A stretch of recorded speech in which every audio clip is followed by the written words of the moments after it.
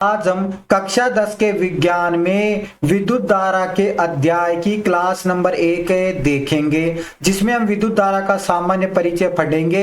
तो सबसे पहले हम विद्युत धारा की परिभाषा देखेंगे, इसके बाद में विद्युत धारा का सूत्र किस किस प्रकार होता है वो देखेंगे, विद्युत धारा का मात्रक किस प्रकार निकाला जाता है इसका अध्ययन करेंगे। इसके बाद 1 एम्पीयर की परिभाषा किस प्रकार दी जाती है उसका अध्ययन करेंगे।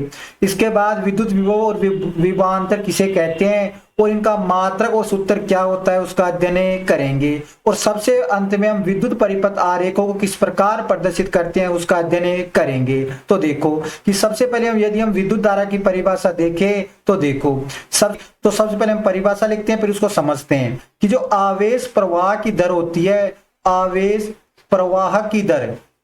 प्रवाह की दर को ही विद्युत धारा कहते हैं। अब देखो, अब यदि हम आवेश को देखें तो आवेश 2 प्रकार का होता है, एक तो होता है धनावेश और दूसरा होता है ऋणावेश। तो एक धनावेश हो गया, दूसरा क्या हो गया, ऋणावेश हो गया।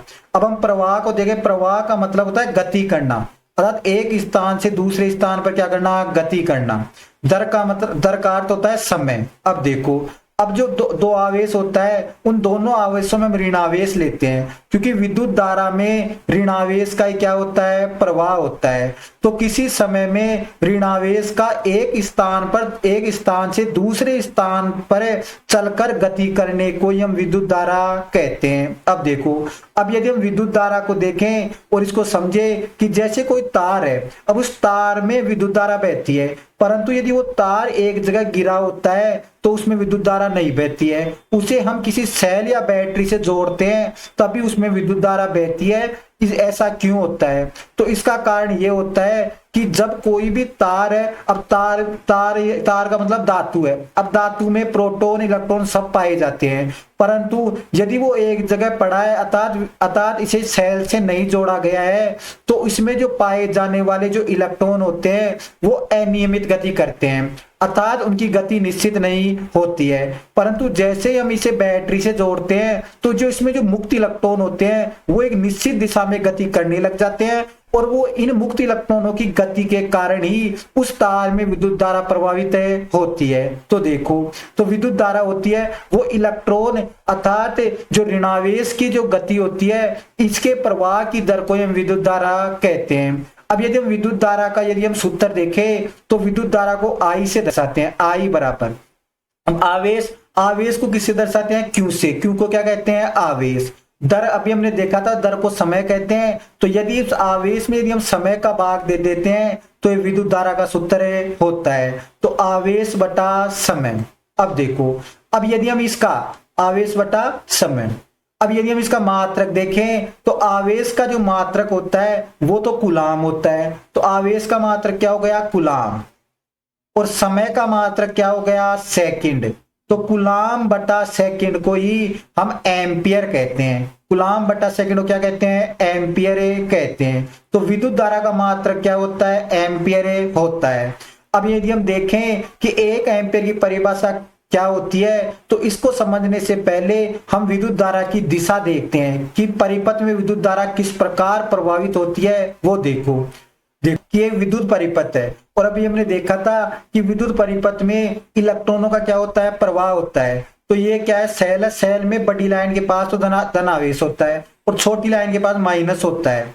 तो विद्युत परिपथ में इलेक्ट्रॉन का प्रवाह होता है और हम जानते हैं इलेक्ट्रॉन पर ऋणावेश होता है। तो जो इलेक्ट्रॉन होता है इस ऋणावेश से धनावेश की ओर गति करता है, अर्थात इलेक्ट्रॉन की जो दिशा होती है वो तो ऋणावेश से धनावेश की ओर होती है, जबकि जो विद्युत धारा की दिशा होती है वो हमेशा इलेक्ट्रॉन की दिशा के विपरीत होती है, अर्थात जिस दिशा में इलेक्ट्रॉन गति करते हैं उसकी विपरीत होती है, वो क्या होती है, विद्युत धारा की दिशा होती है। तो देखो, अब इलेक्ट्रॉन की हम दिशा देखें तो ऋणावेश से धनावेश होती है, तो विद्युत धारा की जो दिशा होती है वो धनावेश से ऋणावेश की ओर होती है। तो ये होती है विद्युत धारा की दिशा। 1 एम्पियर की परिभाषा देखते हैं तो देखो, सबसे पहले हम विद्युत धारा का सूत्र लिखते हैं। तो विद्युत धारा का सूत्र अभी हमने देखा था कि I बराबर क्या होता है, Q बटा T। अब देखो, अब यदि हम जानते हैं कि विद्युत धारा का मात्रक एम्पियर होता है, तो यदि हमें किसी राशि का यदि हमें सूत्र याद है तो हम उसका मात्रक की परिभाषा आसानी से लिख सकते हैं। तो देखो किस प्रकार लिखते हैं। सबसे पहले जो नीचे की राशि है उसको 1 कर दो, तो देखो, तो इसको ऊपर वाली राशि को भी 1 कर दो, नीचे वाली राशि को क्या कर दो, 1 कर दो। अब इनका मात्रक लिख दो। हम जानते हैं आवेश का मात्रक तो क्या होता है, कूलाम, और समय का मात्रक होता है सेकंड। अब देखो, अब यदि हम 1 में 1 का भाग देते क्या आता है, 1, और कूलाम बटा सेकंड को अभी हमने देखा था कि कूलाम बटा सेकंड को क्या कहते हैं, एम्पियर। अब देखो, तो हमें यदि हमें 1 एम्पियर की परिभाषा देनी है तो हम सबसे पहले हमें उस सूत्र में ऊपर वाली राशि को 1 कर दो और नीचे वाली राशि को 1 कर दो, और उनको किसके साथ लिख दो, मात्रक के साथ लिख दो। अब हम परिभाषा हमेशा नीचे से देते हैं तो नीचे से दो। अब यदि हम विद्युत धारा वाली जो अध्याय है इसमें विद्युत परिपथ अवश्य होता है, तो सबसे पहले विद्युत परिपथ लिखो। तो क्या हम परिभाषा देखें कि किसी विद्युत परिपथ में यदि 1 सेकंड के लिए यदि 1 कूलाम आवेश गुजरता है तो उस विद्युत धारा का मात्रक 1 एम्पियर होता है। तो देखो, यदि हम वापस परिभाषा देखें तो जो किसी विद्युत परिपथ में, किसी विद्युत परिपथ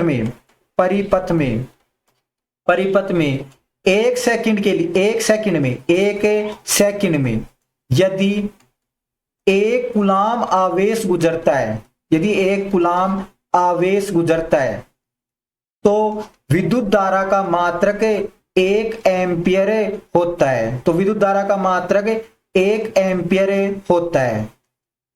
होता है। वापस देखो कि यदि सबसे पहले हम परिभाषा दी तो नीचे से देना है कि किसी विद्युत परिपथ में यदि 1 सेकंड के लिए यदि 1 कूलाम आवेश गुजरता है तो उस विद्युत धारा का मात्रक 1 एम्पियर होता है। अब देखो, यदि हम विद्युत धारा के अन्य मात्रक देखें कि अन्य मात्रक कौन कौन से होते हैं, तो देखो, सबसे पहले 1 मिली एम्पियर, यदि 1 मिली एम्पियर का मान देखें, मिली एम्पियर, अब मिली का मतलब होता है 10 की घात -3, और एम्पियर है तो एम्पियर को ऐसे लिख दो। तो 1 मिली एम्पियर कितने के बराबर होता है, 10 की घात -3 एम्पियर के बराबर होता है।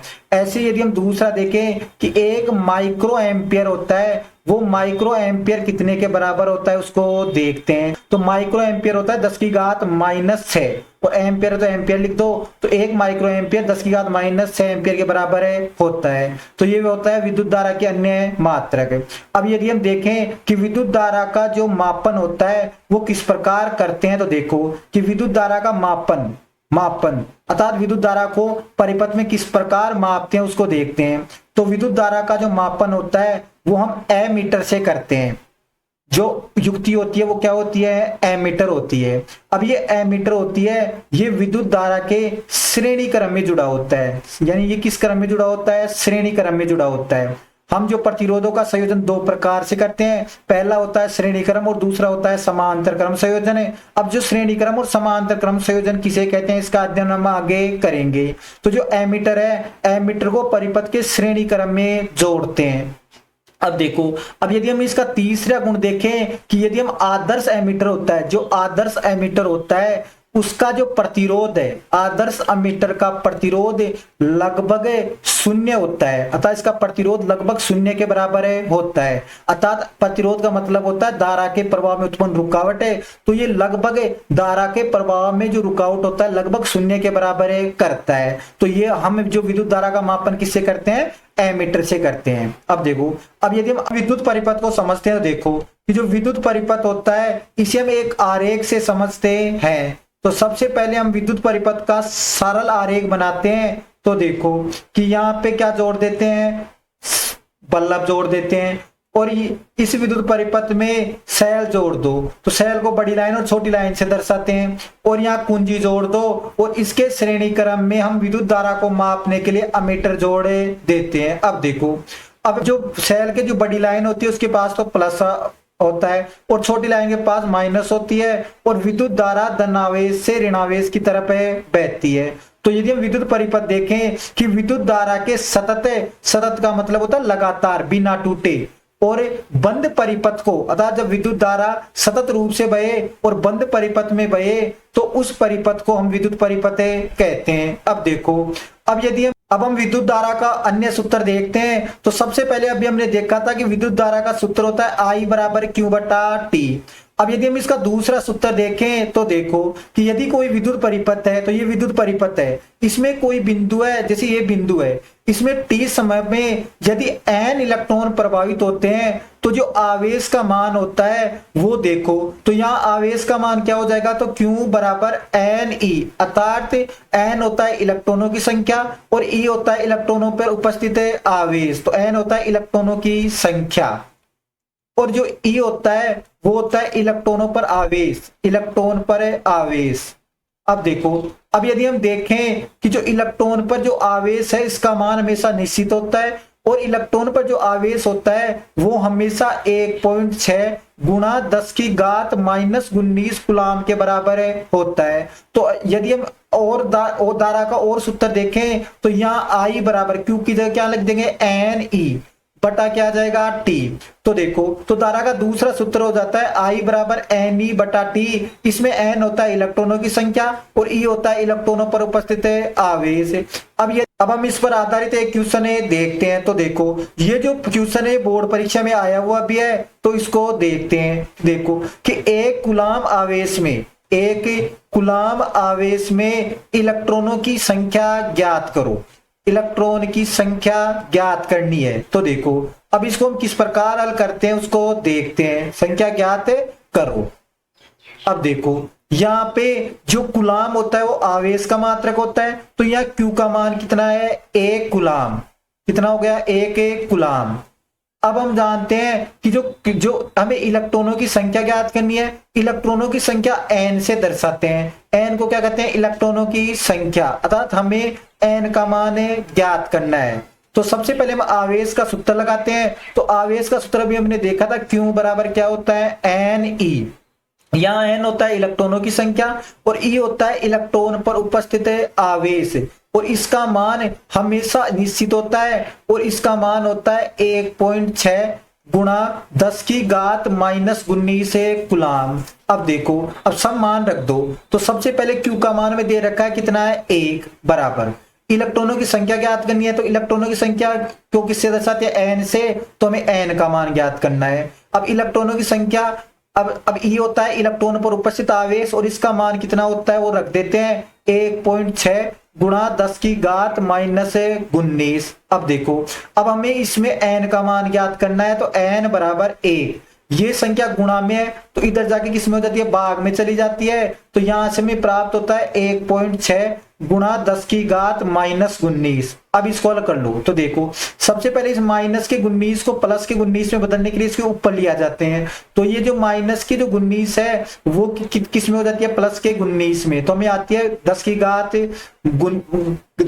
कितनी हो जाती है, 19 और नीचे क्या आ जाता है 1.6। अब इसको हल कर लो। सबसे पहले इस दशमलव को हटा लो। जब ये दशमलव हटेगा तो ऊपर क्या लग जाएगा, 10 लग जाएगा। तो यहाँ क्या आ गया, n बराबर 10 गुणा 10 की घात 19 और नीचे क्या आ गया, 16। अब देखो, अब 16 का भाग हमें 10 में देना है। तो सबसे पहले हम यहाँ दशमलव लगाते हैं तो क्या लग जाता है, 0, तो 100 हो जाता है। अब 100 में 16 का भाग दो तो 16 की क्या आता है, 96, तो 96 हो गया 6, तो कितने बचे 4। अब आगे क्या लगा लो, 0। अब 40 में 16 का भाग दो तो 16 में 16, 16 दूनी क्या होता है 32, तो कितनी बार गया, 2 बार, कितने बचे 8, फिर 0 लगा लो, 80 हो गया। अब 16 का भाग 80 में दो तो 16 पंजे क्या आ जाते हैं 80 और गुणा क्या आ गया 10 की घात 19। तो n का मान कितना आ जाता है, यदि इस दशमलव को यहाँ ले जाते हैं तो यहाँ एक 10 की घात कम हो जाती है, तो जो कितना मान होता है 6.25 गुणा, अगर हम दशमलव को इधर ले जाते हैं तो 10 की एक घात कम कर दो तो एक अंक ले गए हैं, तो एक अंक कम कर दो कितना हो जाएगा 10 की घात 18। तो एक कूलाम आवेश में यदि हम इलेक्ट्रॉनों की संख्या देखें तो वो होता है 6.25 गुणा 10 की घात 18।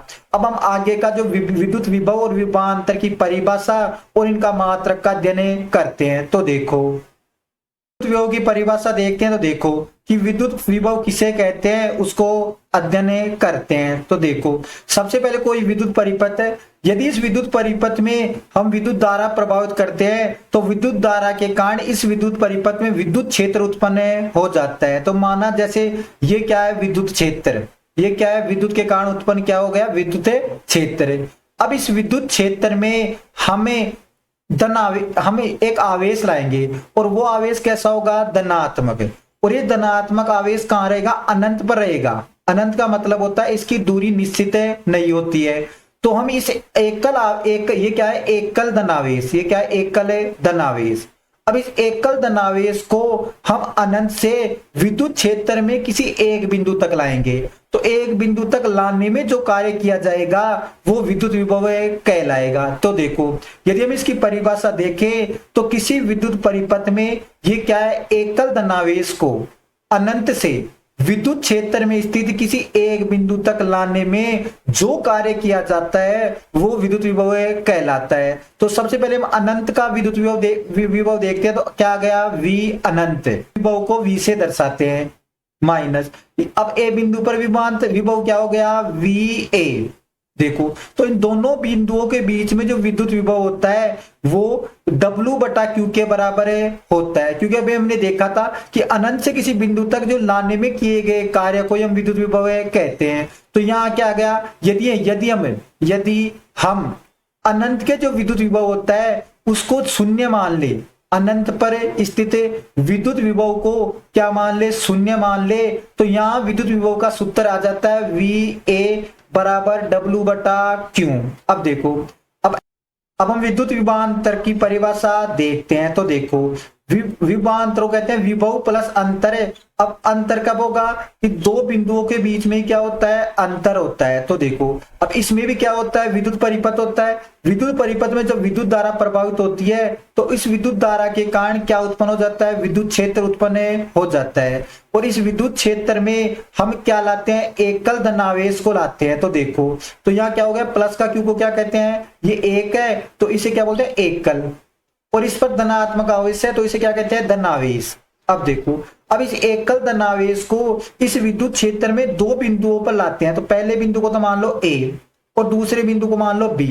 तो इस एक बिंदु से दूसरे बिंदु तक लाने में जो कार्य किया जाता है वो विद्युत विभवांतर कहलाता है। अब वापस देखो कि किसी विद्युत परिपथ में जो विद्युत क्षेत्र है इसमें एकल धनावेश को एक बिंदु से दूसरे बिंदु तक लाने में जो कार्य किया जाता है वही विद्युत विभवांतर कहलाता है। से ए बिंदु पर विभवांतर क्या हो गया, VA, B बिंदु पर विभवांतर क्या हो गया, VB। तो क्या हो जाएगा सूत्र है W/Q। तो ये होता है विद्युत विभव और विद्युत विभवांतर के सूत्र, और हमने इनकी क्या देख ली, परिभाषा भी देख ली। अब यदि हम इनका मात्रक देखें तो देखो सबसे पहले हम मात्रक देखते हैं, तो विद्युत विभव और विभवांतर का मात्रक देखें तो इनका जो सामान्य सूत्र होता है वो होता है V बराबर W/Q। यहाँ W होता है कार्य और Q होता है आवेश, क्यों होता है आवेश। अब देखो अब कार्य का मात्रक हम जानते हैं क्या होता है, जूल, और आवेश का मात्रक क्या होता है, कुलाम, और हम जानते हैं कि जूल बटा कुलाम को ही वोल्ट कहते हैं। तो विभवांतर का मात्रक क्या होता है, वोल्ट, विभवांतर का मात्रक क्या हो गया, वोल्ट। अब देखो अब यदि हम एक वोल्ट की परिभाषा देखते हैं तो अभी हमने देखा था कि यदि किसी राशि का सूत्र में ज्ञात हो तो हम उस राशि का मात्रक का परिभाषा आसानी से दे सकते हैं। जैसे हमें विभवांतर का सूत्र याद है V बराबर W/Q। तो यदि हमें इसके मात्रक की परिभाषा देनी है तो सबसे पहले ऊपर वाले को भी एक कर दो, नीचे वाले को एक कर दो। अब कार्य का मात्रक हम जानते हैं क्या होता है, जूल, और आवेश का मात्रक होता है कुलाम, तो इनको मात्रक के साथ लिख दो। अब देखो अब एक में एक का भाग देते हैं क्या आता है, एक, और जूल बटा कुलाम को क्या कहते हैं, वोल्ट। अब देखो अब हमें परिभाषा देते समय हम सबसे पहले नीचे से देते हैं अर्थात हर से देते हैं। तो देखो अब यदि किसी विद्युत वाले अध्याय है तो हम विद्युत परिपथ में ही हम इसकी क्या देते हैं, परिभाषा देते हैं। तो सबसे पहले लिखना है कि यदि किसी विद्युत परिपथ में यदि एक कुलाम आवेश देने पर, किसी विद्युत परिपथ को कितना कुलाम आवेश देंगे, एक कुलाम आवेश देने पर। अब ऊपर जाओ कि यदि एक कुलाम आवेश देने पर यदि एक जूल कार्य किया जाता है तो विद्युत विभवांतर का मान 1 वोल्ट होता है। तो हम इस प्रकार 1 वोल्ट की परिभाषा देखते हैं। यदि हम विद्युत विभवांतर का जो मापन करें कि किस प्रकार विभवांतर का मापन किया जाता है, तो सबसे पहले विभवांतर का मापन वोल्ट मीटर के द्वारा किया जाता है। अब देखो अब जो वोल्ट मीटर क्या करता है, विभवांतर को मापता है। अब हम देखें कि जो वोल्ट मीटर होता है अगर ये परिपथ में किस क्रम में लगता है तो ये हमेशा पार्श्व क्रम, जिसे समांतर क्रम भी कहते हैं, इसमें वोल्ट मीटर लगा होता है। अब पार्श्व क्रम किसे कहते हैं इसे हम आगे देखेंगे। अब आगे देखो यदि हम आदर्श वोल्ट मीटर की बात करें कि आदर्श वोल्ट मीटर का प्रतिरोध कितना होता है, तो आदर्श वोल्ट मीटर का जो प्रतिरोध होता है वो बहुत अधिक होता है, अर्थात अनंत, लगभग अनंत के बराबर होता है। जब प्रतिरोध ज्यादा होगा तब भी वो धारा को रोकेगा, और धारा को रोककर ही हम उसका विभवांतर ज्ञात कर सकते हैं। तो आदर्श वोल्टमीटर का जो प्रतिरोध होता है वो अनंत होता है। विद्युत परिपथ आरेखों को देखते हैं कि किस प्रकार विद्युत परिपथ में जो संकेतों के लिए जो आरेख काम में लेते हैं उनका अध्ययन करते हैं। तो देखो, सबसे पहले हम विद्युत सेल के लिए आरेख देखें तो विद्युत सेल को दर्शाने के लिए एक बड़ी लाइन और एक छोटी लाइन के द्वारा दर्शाया जाता है। अब बड़ी लाइन के पास हमेशा धन आवेश होता है और छोटी लाइन के पास हमेशा ऋण आवेश होता है। तो इस चिन्ह के द्वारा हम विद्युत सेल को दर्शाते हैं। अब हम बैटरी अथवा सेलों का संयोजन देखें कि जब दो या दो से अधिक सेलों को आपस में जोड़ देते हैं तो वो बैटरी बन जाती है। तो ये दो या दो से अधिक सेलों को जोड़ दो। देखो, सबसे पहले पहला सेल, दूसरा सेल और कितना हो गया, तीसरा सेल। अब बड़ी लाइन के पास प्लस रख दो, छोटी लाइन के पास माइनस, या प्लस या माइनस, बड़ी लाइन के पास प्लस और छोटी लाइन के पास माइनस है। तो ये होता है बैटरी अथवा सेलों का संयोजन। अब देखो, खुली प्लग कुंजी अथवा स्विच का आरेख देखते हैं तो इसको दर्शाने के लिए इस प्रकार दर्शाया जाता है। तो ये होगी खुली कुंजी। यदि हम बंद प्लग कुंजी अथवा स्विच को देखें तो यदि इसके बीच में यदि हम डॉट लगा देते हैं तो वो ये कुंजी क्या हो जाती है, बंद हो जाती है। तो बंद कुंजी को इस प्रकार दर्शाया जाता है। अब देखो, अब यदि हम विद्युत बल्ब का आरेख देखें कि इसे किस प्रकार दर्शाते हैं तो इसे इस प्रकार दर्शाया जाता है। तो ये होता है विद्युत बल्ब है। अब देखो, अब एमीटर का आरेख देखें, एमीटर को ए से दर्शाते हैं और इसके एक तरफ धन चिन्ह लगा देते हैं, दूसरी तरफ पे माइनस चिन्ह लगा देते हैं। अब हम आगे के आरेख देखें तो देखो, यदि हम वोल्ट मीटर को देखें तो वोल्ट मीटर को दर्शाने के लिए V का प्रयोग किया जाता है और इसके एक तरफ तो धनावेश लगा देते हैं, दूसरी तरफ क्या लगा देते हैं, ऋणावेश लगा देते हैं। अब देखो, अब यदि हम प्रतिरोधक को देखें, प्रतिरोध का मतलब होता है जो धारा में जो रुकावट होती है उसे ही प्रतिरोध कहते हैं। तो देखो, सबसे पहले यदि हम तार को देखें तो तार को यदि हम थोड़ा बहुत इस प्रकार कर देते हैं तब भी धारा धीरे धीरे बहती है, तो उसमें रुकावट आती है और इसी आरेख को क्या कहते हैं, प्रतिरोध कहते हैं। क्योंकि प्रतिरोध धारा में रुकावट लाता है। यदि हम सीधा तार लेंगे तो धारा में रुकावट नहीं आएगी, तो इस तार को इस प्रकार मोड़कर हम प्रतिरोध बना देते हैं। अब देखो, अब यदि हम परिवर्ती प्रतिरोध अथवा धारा नियंत्रक का आरेख देखें, ये एक बार बोर्ड परीक्षा में पूछा हुआ भी है। तो इसे किस प्रकार दर्शाते हैं, देखो, सबसे पहले प्रतिरोधक का चिन्ह बना लो अर्थात संकेत बना लो। प्रतिरोधक का ये हो गया संकेत। अब देखो, अब यदि हम इसको बीच में से इस प्रकार तीर के द्वारा काट देते हैं तो ये होता है परिवर्ती प्रतिरोध अथवा धारा नियंत्रक। या इसको इस प्रकार भी दर्शाते हैं, सबसे पहले प्रतिरोधक का क्या बनाओ, चिन्ह बनाओ। तो ये हो गया प्रतिरोधक का चिन्ह। और यदि हम तीर को इस प्रकार मोड़कर इसको यहाँ पे ला देते हैं तो ये होता है परिवर्ती प्रतिरोध अथवा धारा नियंत्रक का आरेख। अब देखो, अब यदि हमें तारों को संधि करना है, तो दो तारों को जोड़ना है, तो ये दोनों तारों को यदि हम जोड़ते हैं तो इस प्रकार जोड़ते हैं, जैसे पहला तार तो ये रहा और दूसरा तार ये रहा और इसको इस जगह मिला देते हैं तो ये होती है दो तारों की संधि। अब देखो, अब बिना संधि के तारों को क्रॉसिंग करना है अर्थात दोनों को मिलाना नहीं है और एक तार दूसरे तार के ऊपर हो और उन्हें और वो बिना क्या करे, इनको बिना संधि के जोड़ना है। तो देखो, जैसे पहला तार तो ये रहा। अब यदि हम दूसरा तार को बिना संधि के जोड़ना है तो इसको यदि हम इस प्रकार क्रॉस करते हुए जोड़ देते हैं तो ये होता है बिना संधि के तार है क्रॉसिंग। आज हम विद्युत धारा के सामान्य परिचय, जिसमें विद्युत विभवांतर हो गया, विद्युत विभव हो गया और विद्युत परिपथ के जो आरेख होते हैं वो कौन कौन से होते हैं, इनका विस्तार से अध्ययन किया है। अगर वीडियो अच्छा लगा तो प्लीज इसे लाइक, शेयर और सब्सक्राइब कर देना। धन्यवाद।